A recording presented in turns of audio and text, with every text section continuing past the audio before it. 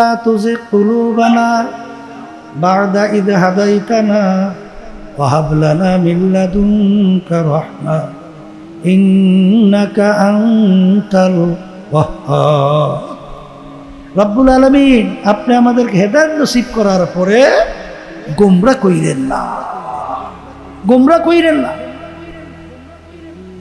এই জন্য আমার ভাইদেরকে বলবো, পা বাড়াতে হবে খুব সতর্ক অবস্থায়।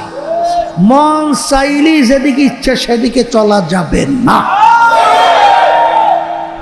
কোনো দলাদলি বুঝি টুঝি না। দিন পরিপূর্ণ, দিনের ভিতর বাড়তি কমতে আর কোনো দিক নাই। কথা ঠিক কিনা? আমার আব্বাজান বলতেন না, চরমনের আল্লাহর বান্দারা মুজাহিদেরা যারা আসছো, যারা চরমনাইতে আসার পরে বিশেষ করে আমি যতক্ষণ পর্যন্ত তোমাদেরকে কোরআন এবং হাদিস অনুযায়ী তোমাদেরকে আমরা পথ চলতে বলবো, সেই পর্যন্ত আমাদের কথা তোমরা মানবা। কোরআন মুজাহিদের মনে আছে না? আর যখন এর বাহিরে আমরা কোনো পথ দেখাবো, তখন আমাদের থেকে তোমাদের শরীরে ভাইগে যাওয়া অজিব। মনে আছে? কারণ বলতেন আব্বাজান যে কবরে যদি পরিচয় যদি যাইয়া দেও, আমি সর্বনায়ের মুরিদ বাজান, এই পরিচয় কোনো কাজ হবে না। এই জন্য আমার ভাইদেরকে বলবো, শোনেন, অনেকে বলতেছে হুজুর সর্বনাই যে আমল টামল যা বলে টলে হয়তো বড় কঠিন হুজুর, আর বর্তমানে অনেক সহজ আমল হুজুর বেহেশতে যাওয়া যায়। কলতা কি? মেয়েদের সঙ্গে সুন্দর মতো আড্ডা মারা ডলাডলে হাসাহাসি করা যায়, সমস্যা নাই যে কোনো মেয়েদের সঙ্গে। আবার পোশাক আদি চিত্ত বিনোদন যেরকম ইচ্ছে সেরকম চলা যায়, অসুবিধা নেই। কথা ঠিক না? এক কথায় কোনো বাধা নিষেধ নাই, মানে যেরকম ইচ্ছে তুমি চলো, সমস্যা কিছুই নাই। শুধুমাত্র এই একটা কাজ করবা, এই বেহেশতে চলে যাবা। আছে না নাই? বর্তমানে বাংলাদেশে অনেকে সহজ ইসলাম দেখায় না। এই মানুষ বলতে পুরুষ মহিলাদের একটা আকর্ষণ নেই? কথা বলে না? না নাই? বর্তমানে অনেক ইসলামের নামে দল বেপর্দা মহিলাদেরকে সামনে নিয়ে, যেই বাইতুল মোকাররমের উত্তর গেটে কোনোদিন বেপর্দা মহিলা নিয়ে কেউ মিটিং করছে এই ইতিহাস দেখা যায় না। সেখানে আলেম নাম দিয়া সেই বাইতুল মোকাররম উত্তর গেটের মসজিদের সামনে বেপর্দা, মানে কি বলবো, যে মেয়েদের পোশাক আদি এত বিচ্ছিরি, এই তাদেরকে সামনে রেখা কিছু হুজুর পিছনে দাঁড়ায়। আবার এই হুজুররা আবার তাকে নিয়ে মিটিং করে, মিছিল করে। আমরা বলি আল্লাহর হুকুম পর্দা ফরজ। এখন এই হুজুররা দেখে আবার তারাই বাস্তবে ট্রেনিং দিয়ে দেখা যে এই সব কিছু অসুবিধা নেই, যেরকম সেরকম চলতে পারবি, অসুবিধা নেই, কোনো অসুবিধা নেই, চল চল চল চল। এখন কিরা কোন দিকে যায় কেরা কোন দিকে? সাধারণ মানুষ করে কি? কিন্তু বাজার আল্লাহ রাব্বুল আলামিনের কাছে দোয়া করা লাগবে, মালিক দয়া মায়া করে আপনি আমাদেরকে সিরাতাল মুস্তাকিম দেখা। আল্লাহর কাছে বেশি বেশি দোয়া করলে আল্লাহ রাব্বুল আলামিন সিরাতাল মুস্তাকিম দেখাবি। কথা ঠিক না বেঠিক? কোন ব্যক্তি কিন্তু শরীয়তের দলিল না। আমাকে বলে সর্বনাই পিসেব, আমি শরীয়তের দলিল না। এই অমুকে অমুক সাইকুলা দিয়ে শরীয়তের দলিল না। অমুকে মুফতি মুহাদ্দিস, অমুকে অমুক লকদারি শরীয়তের দলিল না। মিলাইয়ে দেখবে সর্বনাই পিসেব সে কি বলে, তার আমল কি কোরআন এবং হাদিসের সাথে মেলে কিনা। যদি মেলে মানবেন, পদক অনুসরণ করবেন। আর যখন দেখবেন মেলে না, ও আমি চিনি টিনি না। কথা ঠিক কিনা? এই জন্য আমার ভাইদেরকে বলবো, বর্তমানে খুব বিপদই, কিন্তু কথা ঠিক না বেঠিক, বড় বিপদ। বিপদে কোনো শেষ নাই। কারণ আমরা দেখে এক ধরনের, আর এক ধরনের দেখে আর এক ধরনের, আর একজনে দেখে আর এক ধরনের। সাধারণ মানুষ তো বড় ঝামেলার মধ্যেই থাকবে, আছে এ কথা ঠিক আছে। কিন্তু আবার এই কথা বুঝছেন না হুজুর, আমরা তো আর আলেম টালেম না, হ্যাঁ তো হুজুর, ও হ্যাঁ বুঝবে হ্যাঁ না, তা বুঝছেন না। আপনি যে আলেমের পদঙ্ক অনুসরণ করবেন, সাহাবায়ে কেরামদের সঙ্গে তাদের আমল নায়েব যে দাবি করে সেইটা মিল আছে কিনা। আর আলেমদের ব্যাপার আল্লাহ রাব্বুল আলামিন কি বলছেন? ইন্নামা ইয়াখশাল্লাহা মিন ইবাদিহিল উলামা। আলেম বলা হবে তাকে যার ভিতর আল্লাহর ভয় পয়দা হবে। যার ভিতর আল্লাহর ভয় পয়দা হবে না, সে যত বড় জানুই না পণ্ডিত হোক, সে যত বড় শাইখুল হাদিস লকব লাকাত, সে ইন্নামাল আমালু বিন্নিয়াতের হাদিসের তাকরির মাসব্যাপী করুক, বিসমিল্লাহির রহমানির রহিমের তারকিব 600-700 আরো বেশি বেশি করুক। কিন্তু বাজান রে, বাদশাহ আকবরের সময় আপনারা শুনছেন আবুল ফজল ফয়জি ওই জামানার ভিতরে জানার দিক থেকে বড় পণ্ডিত ছিল। কোরআনুল কারীমের 30 পারার তাফসীর লেখছিল বিনা নোক্তার হরফ দিয়া, নোক্তাওয়ালা হরফগুলা ব্যবহারই করে নাই। এত বড় জানুই না পণ্ডিত, 30 পারা কোরআনুল কারীমের তাফসীর লেখছিল। কিন্তু হুব্বুদ দুনিয়া রাসু কুল্লি খতিয়াতিন, সমস্ত গুনার মূল হলো দুনিয়ার মোহ, দুনিয়ার মোহাব্বত, সম্পদের মোহাব্বত, সম্মানের মোহাব্বত। বাদশাহ আকবর দ্বীনে ইলাহি প্রতিষ্ঠিত করছিল, অর্থাৎ মুসলমান হিন্দু অন্য কোনো ধর্ম ভিন্ন থাকতে পারবে না। সব একাকার ডাইলে চাউলে খিচুড়ি বানাইয়া নাম রাখছিল দ্বীনে ইলাহি। জোরে বলেন নাউজুবিল্লাহ। সেখানে ওই সময় মুজাদ্দিদ আল ফেসানি রহমাতুল্লাহি আলাইহি হকের পক্ষে তিনি জোরে বলন্দ আওয়াজ তুলছিলেন। বাদশাহ আকবর আবুল ফজল ফয়জি তার লোকজন সহ সরকারি মিটিং ডাকলো, লোকে লোকারণ্য, লোকে বোঝেন না, লোকে লোকারণ্য। ওদিকে মুজাদ্দিদ আল ফেসানি রহমাতুল্লাহি আলাইহি তিনি হকের পক্ষে একটা মাজলিস ডাকছিলেন, লোক কম, লোক কি, কিন্তু আমার মালিকের কুদরত, জা আল হক ওয়া জাহাকাল বাতিল ইন্নাল বাতিলা কানা যাহুকা। হক যখন আসবে, আলো যখন আসবে, অন্ধকার পালাবে। মুজাদ্দিদ আল ফেসানি রহমাতুল্লাহি আলাইহি হকের পক্ষে যখন আওয়াজ তুলছিল, আমার মালিকের কুদরতে এমনভাবে প্রলয়ের মতো ঝড় আসলো, ঝড়ে বাদশাহ আকবরের মিটিং তছনছ কইরা ভাইঙ্গে চুইরা সব শেষ। আর মুজাদ্দিদ আল ফেসানি রহমাতুল্লাহি আলাইহি তার মজলিসকে আল্লাহ রাব্বুল আলামিন অক্ষত অবস্থায় সুন্দর রাখলো। এরকম যুগে যুগে ছিল। আল্লাহর হাবিব সাল্লাল্লাহু আলাইহি ওয়াসাল্লামের জামানায় ছিল, সাহাবায়ে কেরামদের সময় ছিল, তাবিঈনদের জামানায় ছিল, তাবিঈনদের জামানার ভিতরেও ছিল, এই বর্তমানেও কিন্তু আছে। কিন্তু বাজান খবরদার,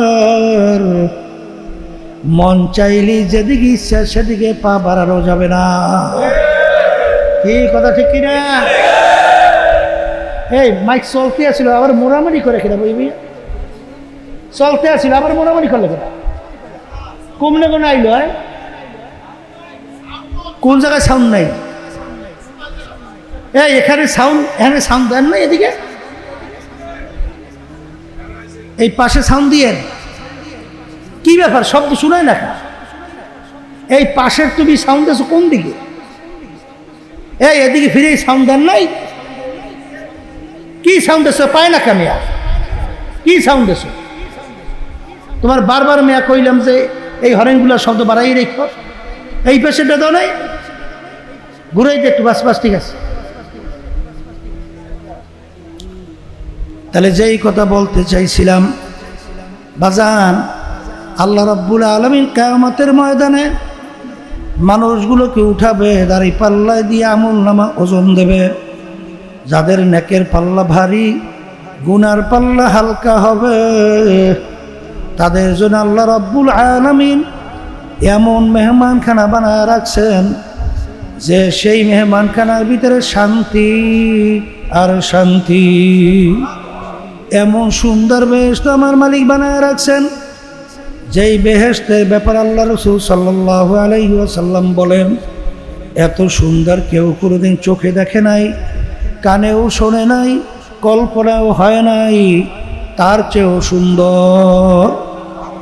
একবার যাকে বেহেশতের ভিতরে আমার মালিক ঢুকাবে, আর কোনো দিন বের করা হবে না। আল্লাহ আপনি আমার জন্য, আমাদের সবার জন্য কবুল করে নিয়েন। আর দাড়ি পাল্লায় ওজন দেবে আমল নামা।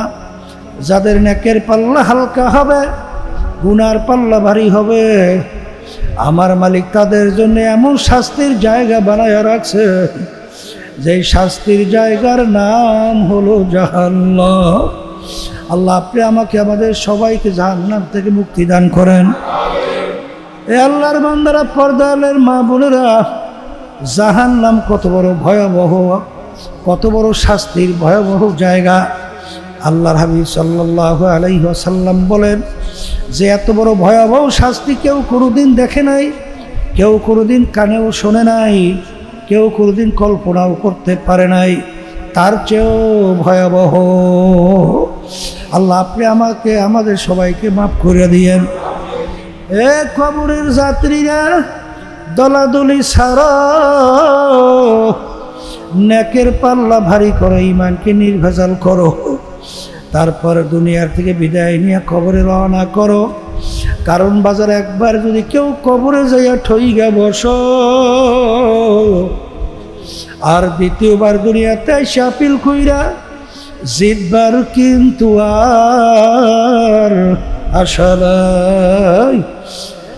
দুনিয়াদার পাগল আমার বাবারা, দুনিয়ার যে কোনো কাজের মধ্যে একবার নয়, পাঁচবারও নয়, আরও যদি কয়েকবারও তুমি ঠগো, আবার সেই কাজের ভিতরে চেষ্টা করলে জিতবার আশা করা যায়। কিন্তু কবরের যাত্রীরা, একবার যদি কেউ কবরে যাইয়া ঠগো, আর দ্বিতীয়বার দুনিয়াতে এসে আপিল কইরা জিতবার কিন্তু আর আশা নাই। দুনিয়াদার পাগল আমার বাবারা, পর্দার মা বোনেরা, ভালো কইরা মনকে বোঝাও, তারপর কবরে রওনা করো। মনে করছেন বাজার আমরা বুঝি, হুজুররা কিছু বুঝি না। আল্লাহর বান্দারা, পর্দার মা বোনেরা, বুঝা শুই নাই, কিন্তু টুপি মাথায় রাখছি, দাড়ি রাখছি, বাজার লম্বা জামা গায়ে রাখছি। বাজান ফজরে মুয়াজ্জিন যখন আজান দেয়, হারে নিগুর ঘুমের ভিতর উঠা, পাগলের মতো উঠা মসজিদের দিকে দৌড়াই।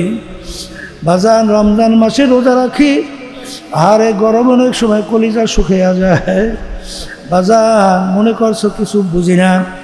যুবক ছেলেরা মেয়েদের সঙ্গে আড্ডা মারতে বড় মজা, মেয়েরা ছেলেদের সঙ্গে আড্ডা মারতে বড় মজা, শীত বিনোদ বড় মজা। কিন্তু আমার মালিক বলে না, মন চাইলেই সব করা যাবে না।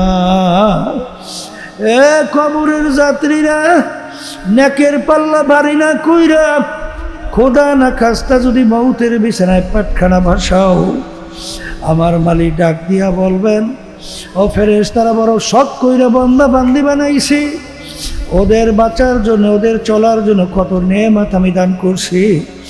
আরে চক্ষু নেয়ামত ওদেরকে আমি দান করলাম। কত অন্ধ মানুষ তোমার আমার সামনে, আল্লাহু আকবার, হাত পাইতে পয়সা চাই, দুই চোখের পানি ফালাইয়া কান্দে, হুজুর আল্লাহ আমাকে অন্ধ বানাইছে, দুনিয়া দেখি একেবারে অন্ধকার। আবার অনেক সময় অন্ধ ডাকে আর বলে, হে আমার দয়ার মালিক, তুমি আমায় অন্ধ করলে, তাতে কোনো দুঃখ নাই, অন্ধকারের মাঝে আমার মালিক তোমায় জানো আমি খুঁজে খুঁজে পাই। আল্লাহ ওয়াইন তাউদ্দু নি'মাতাল্লাহি লা তুহসুহা, মালিকের নেয়ামত হিসাব করলে কোনোদিন শেষ হবে না। একটা নেয়ামত, চক্ষুর নেয়ামত, যদি কিয়ামত পর্যন্ত সেজদায় পড়ে শুকরিয়া আদায় করো, কোনোদিন শেষ হবে না। বাজান, জাবান দিয়া কথা বলি নেয়ামত আমার মালিকের। আমার মালিক বলেন আল্লামাহুল বায়ান, তোমাদেরকে আমি কথা বলার শক্তি দান করলাম। কত বোবা মানুষ, আরে আর বুকে কত জ্বালা, কত ব্যথা, আরে আর কথা ব্যক্ত করতে পারে না, আও আও করে চিল্লায়, ওর মনের ভিতরে কত জ্বালা, কত ব্যথা। বাজান, তোমাকে আমাকে মালিক কথা বলার শক্তি দান করলো, তোমার আমার ব্রেনকে আমার মালিক সুন্দর রাখলো। এই ব্রেন দিয়া পড়াশোনা করি, এই ব্রেন দিয়া ব্যবসা বাণিজ্য করিয়া সম্পদ কুছাই, কত সুন্দর সুন্দর বাড়িঘর তৈরি করি। আরে এই ব্রেন দিয়া কত পড়াশোনা করলাম, কত সম্মানিত পদ অর্জন করলাম, কিন্তু অনেক আল্লাহর বান্দা বান্দি আমার মালিক তাদেরকে প্রতিবন্ধী বানাইছে। কালকে না জানি পরশু চরবনের একজন মুজাহিদ, আরে তার ছেলেটা একেবারে প্রতিবন্ধীর খুব সোজা হয়ে রয়েছে, অনেক বয়স হয়ে গেল, আমার সামনে দোয়ার জন্য নিয়ে আসছে। আমি তাকাইয়া দেখি আর চিন্তা করি, মালিক তুমি তো ইচ্ছা করলে আমাকে এরকম প্রতিবন্ধী বানাইতে পারতা। আমার দয়ার মালিক, তুমি আমার ব্রেনকে এত সুন্দর সুস্থ রাখছো। আরে কত বড় লোক অনেক সময় আমাদের সামনে সন্তানদেরকে নিয়ে আসে, বাজান বাপের চোখ দিয়ে বাইয়া বাইয়া পানি পড়ায়, আর আফসুস করে আর বলে হুজুর ওর জন্য একটু দোয়া করেন, হুজুর আমার মালিক ওকে প্রতিবন্ধী বানাইছে। ওয়াইন তাউদ্দু নি'মাতাল্লাহি লা তুহসুহা, আমার মালিকের নেয়ামত হিসাব করলে কোনোদিন শেষ হইতে পারে না। এরপরে আমার বাজানদেরকে বলবো, আরে কত মানুষ দুনিয়ার ভিতরে আছে, আমার মালিক তোমাকে আমাকে আমার রুহু, তোমার আমার রুহু আমার মালিক মুসলমানের ঘরে দান করলো। এখন তুমি আর আমি পরিচয় দিই আমি মুসলমান। আজকে মুসলমান পরিচয় দিয়া খোদা না খাস্তা কিয়ামতের ময়দানে যদি জাহান্নামের শিকল হাতে পায় লাগে,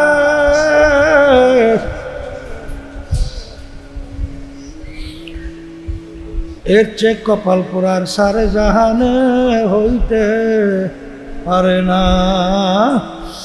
এই জন্য আমার বাবাদেরকে বলবো, পর্দা আলে মা বোনদেরকে বলবো, বাজান তামাম দুনিয়ার ইতিহাস পড়লে দেখবেন এ মুসলমান আমার বাজানরা একমাত্র মুসলমান জাতি তামাম দুনিয়ার ভিতরে চ্যালেঞ্জের মাধ্যমে আজকে বুক ফুলাইয়া গলা টান কইরা জমিনে বাইচা আছে।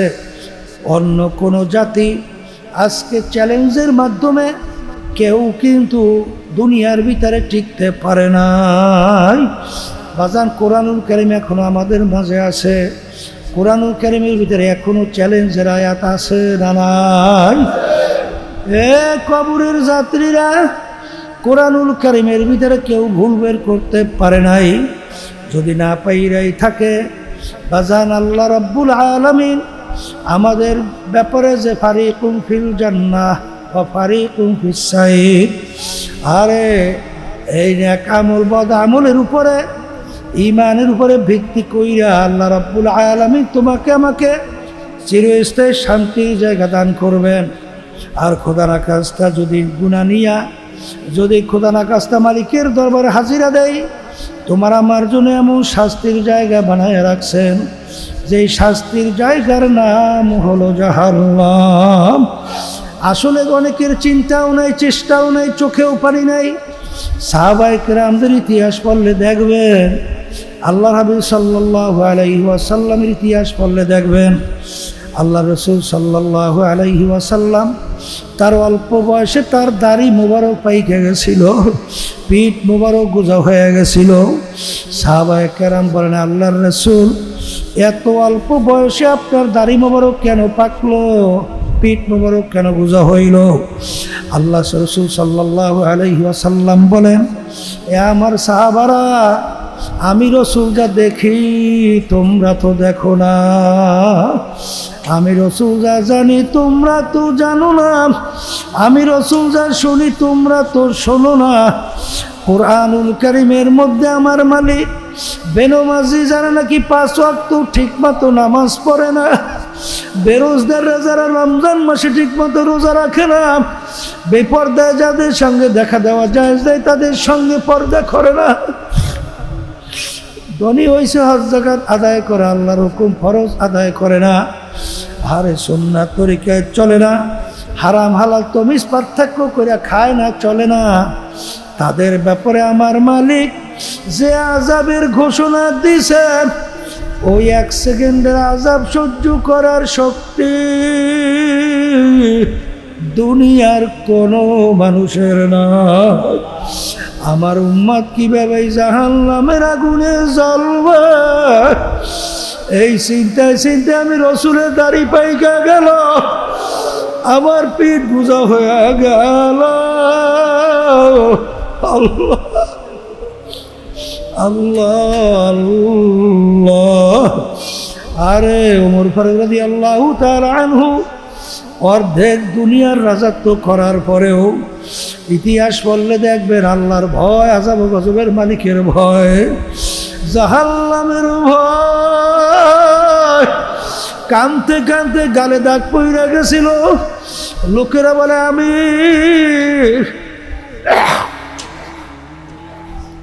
ঔষধ লাগান ভালো হবে, তিনি বলে আমার সাথীরা, মালিক যখন জিজ্ঞাসা করবো ওমর কি আমল নিয়ে আসছো, চিন্তা কইরা দেখলাম এমন কোন আমল মালিকের দরবারে দাঁড় করব, বলবো মালিক আপনার ভয়, আপনার আযাব গজবের ভয়, কাঁদতে কাঁদতে গালে দাগ পরে নিয়ে আসছি। ওসমান গনি রাদিয়াল্লাহু তাআলা আনহু অনেক সময় কবর দেখলে এমনভাবে কাঁদতেন, চারানো অবস্থায় ঠাস করে বৈশা পড়তো। লোকেরা বলে আমি কবর দেখলে কেন স্থির হয়ে যাক, আখিরাতের যেই কয়েক ঘাটি তার প্রথম নম্বর ঘাটি হইল কবর। এই কবরে যার সঙ্গে ভালো ব্যবহার হবে সেই ঘাটি কবরে, সেই তার সঙ্গে সামনের ঘাটিতেও ভালো ব্যবহারের আশা করা যায়। এই জন্য আমি কবর দেখলে সহ্য করতে পারি না। বাজান আল্লাহর ওলিদের ইতিহাস পড়িয়া দেখো, চিন্তা নাই চেষ্টাও নাই, সেই মামলার খালাসও নাই।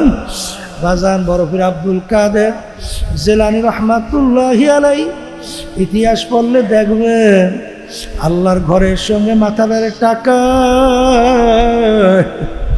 আর বলে দয়ার মালিক যদি বাপ নাই করে কিয়ামতের ময়দানে অন্ধ কইরা উঠাই।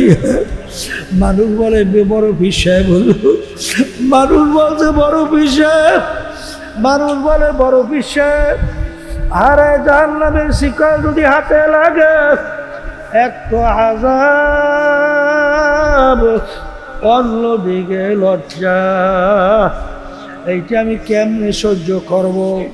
মালিক আপনি আমাকে অন্ধ কইরা উঠাইয়ে। এ দুনিয়াদার পাগল আমার বাবারা, এই ওমর ফারুক রাদিয়াল্লাহু তাআলা ইতিহাস পড়লে দেখবা অনেক সময় বলতেন, মালিক আপনি যদি একটা বকরির বাচ্চা আমাকে বানাইতে, আপনার বান্দা বান্দিরা আমাকে জবাই কইরা পাক কইরা খাইয়া আপনার ইবাদত করত, কিন্তু আপনি আমাকে বানাইছেন মানুষ। আল্লাহ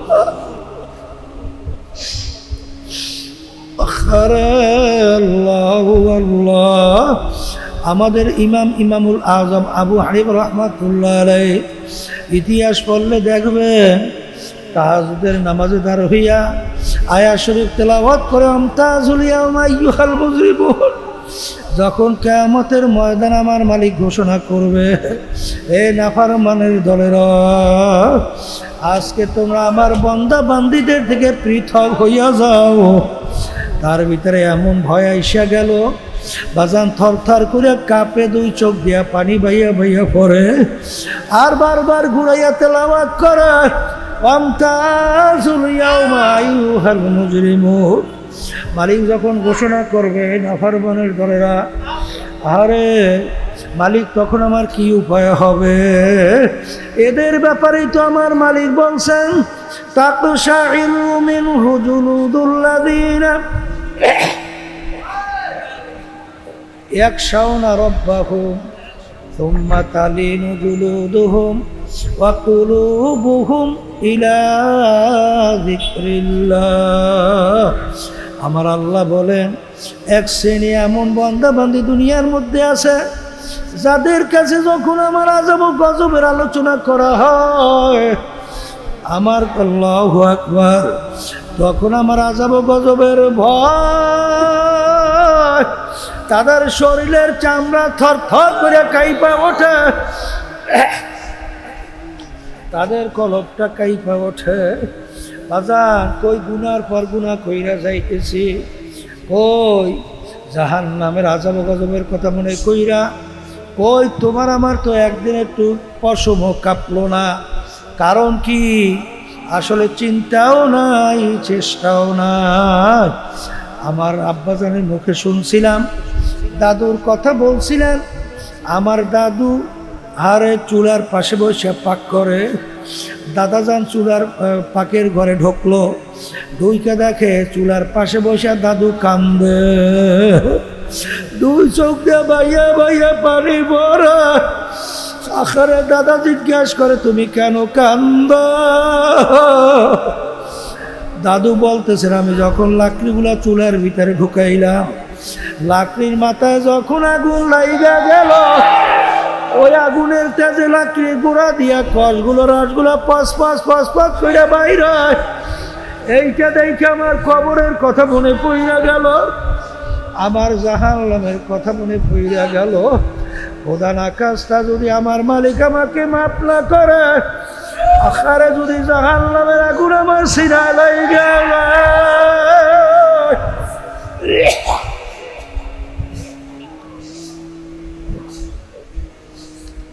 তখন তো এরকম 360টা জোড়া দিয়া এরকম হাড্ডির রসকসগুলো এরকম পস পস কইরা বাইরে হইতে থাকবে।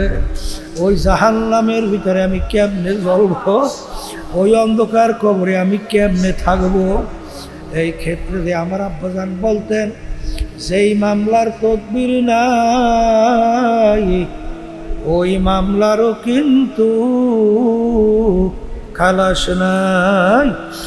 এই জন্য আমার বাগানদেরকে বলবো, দলাদলি ছাড়েন। এ আল্লাহর বান্দারা, আরে আমাদের লক্ষ্য উদ্দেশ্য হলো ইমানকে নির্বাচাল করতে হবে, নেকের পাল্লা ভারী করতে হবে, চোখে পানি কলম নরম কইরা দুনিয়ার থেকে বিদায় নিয়ে কবরে যাওয়া লাগবে। আমরা দলাদলি বুঝে দিছি না, যেখানে গেলে দিন আর দিন নেক আমল আমার বাড়তে থাকবে। আরে আমার চোখের ভিতরে আমার গুনার কথা মনে পইরা, জাহান্নামের আযাব গজবের কথা মনে পইরা আমার চোখে পানি আসবে। দিন আর দিন নেকের দিকে আমল ঝুঁকতে থাকবে, দেল ঝুঁকতে থাকবে, গুনার থেকে ফেরতে পারবো। এরকম জায়গায় যাইয়া তওবা কইরা মাওলার পাগল হইয়া তারপর অন্ধকার কবরে যাওয়া লাগবে। কারণ একবার যদি কেউ কবরে যাইয়া ঠগো, আর দ্বিতীয়বার দুনিয়াতে আইসা আপিল কইরা জিতবার কিন্তু আর আশা নাই। আমার মালিক বড় দয়ার, আমার মালিক বড় মায়ার। আজান দেলটাকে ভাইঙ্গা দুই চোখের পানি চাইরা, পাহাড় পরিমাণ বুড়ো চোখে গুনাহ হয়ে গেছে, যদি দুই হাত মালিকের দরবারে উঠাইয়া যদি করুণ সুরে ডাক দিতে পারো, হে নাফরমান তোমার দরবারে হাজির, ডাক দিতে দেরি।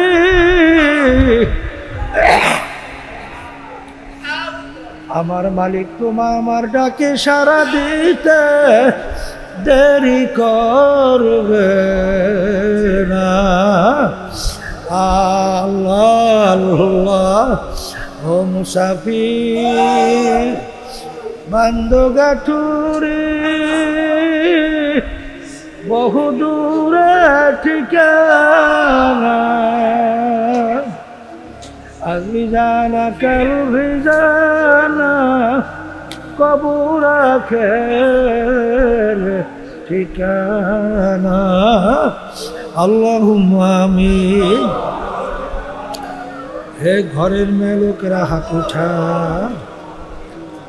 গুনার কথা মনে করো, দু চোখের পানি ফালাও, আমার মালিকের দরবারে কান্দো আর মাপ চাও। যদি কান্না না আসে মন কি জোরে মন, একদিনে ঘরের দরজা দিয়া নতুন বউ হয়ে উঠছে না রে মন। কত মেয়ে লোকে শরবত খাওয়াইলো, কত মেয়ে লোকে বাতাস করলো, আবার এমন একটা দিন আসবে এই ঘরের দরজা দিয়া মরা লাশ হইয়া বের হবা। ছেলে কানবে মামা করে, মেয়ে কানবে মামা করে, সওয়াব আর দিবানা। আল্লাহ পেটে মাঠে দিয়ে চাইয়া দেখেন আপনার বান্দারা কিভাবে কান্দে। আল্লাহ আমাদের ছেলেও মরে নাই, মেয়েও মরে নাই, গুনাহ করে বসছি রে, মাফ করে দেন গো মাওলা, মাফ করে দেন। আল্লাহর বান্দারা জোর করে কান্দেন, জোর করে কান্দেন। সন্তান মারা গেলে চোখে পানি আসে, সম্পদ নষ্ট হয়ে গেলে চোখের ভিতরে পানি আসে। তোমার আমার গুনার কারণে জাহান্নামের আগুন জ্বলছে, চোখের পানি ছাড়া জাহান্নামের আগুন ঠান্ডা হবে না। আল্লাহ যাদের উচিলে মাহফিল হইল, চেষ্টা কারণে সাহায্য করলো, আমরা যারা মাহফিলে উপস্থিত হয়ে গেলাম, আমাদের সবাই উপরে খাস মেহেরবানি নাজিল করেন আল্লাহ।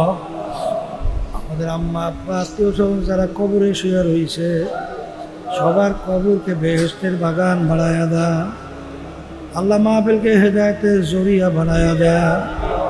সুবহানা রাব্বিকা রাব্বিল ইজ্জাতি আম্মা ইয়াসিফুন, ওয়া সালামুন আলাল মুরসালিন, আলহামদুলিল্লাহি রাব্বিল আলামিন। আর কেউ উঠেন না, ভিতরে মাইকের শব্দ গেল কই? ভিতরে শব্দ, ভিতরের মাইকের শব্দ গেল কই?